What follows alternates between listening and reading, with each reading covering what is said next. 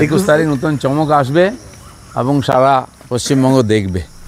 রবিবার প্রাতঃভ্রমণে বেরিয়ে সাংবাদিকদের মুখোমুখি হয়ে এমনই মন্তব্য করলেন বিজেপি নেতা দিলীপ ঘোষ। খড়গপুরে নিজের বাংলোর বাগানে ঘুরতে ঘুরতে তার এই মন্তব্য স্বাভাবিকভাবেই জল্পনা তৈরি করেছে। এদিন তাকে প্রশ্ন করা হয় তিনি কি তৃণমূলে যোগদান করতে চলেছেন। কি উত্তর দিলেন দিলীপ? 21 তারিখ নতুন চমক আসবে এবং সারা পশ্চিমবঙ্গ দেখবে। 21 তারিখ নতুন চমক আসবে এবং সারা পশ্চিমবঙ্গ দেখবে। উত্তর পেয়ে যাবে তারা।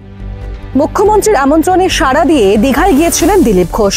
সেই কারণেই কি তাকে দলের কর্মসূচিতে ডাকা হচ্ছে না? প্রতিক্রিয়া দিলীপ ঘোষ বলেন, আমি তো রোজই কোনো না কোনো মন্দিরে যাই। মন্দির তো কোনো বাপন নেই কারো, ভগবানের কাছে সবাই যেতে পারে। কালকেও রথ ট্রেনে এলাম ফুলতরম। তো আমার ক্যারেক্টারের মধ্যে আছে মন্দিরে যাওয়া। জানি না বাকিরা কি রাজনীতি করেন, মন্দির নিয়ে দিলীপ ঘোষ রাজনীতি করেন। বিজেপি রাজ্য সভাপতি হওয়ার পরে শ্রমিক ভট্টাচার্য ধর্মীয় মেরুকরণের ঊর্ধ্বে উঠে কাজ করার বার্তা দিয়েছেন। সেই প্রসঙ্গে প্রশ্ন করা হলে দিলীপ ঘোষের কি প্রতিক্রিয়া?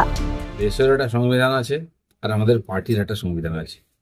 ভারতীয় জনতা পার্টি ঠিক করে রেখেছে এখানকার দেশের উন্নয়ন কিভাবে করবে, সেটা তার সংবিধানে আছে। সে অনুযায়ী পার্টিও চলে আর আমরা রাজনীতি সেভাবেই করি, তার বাইরে কিছু না।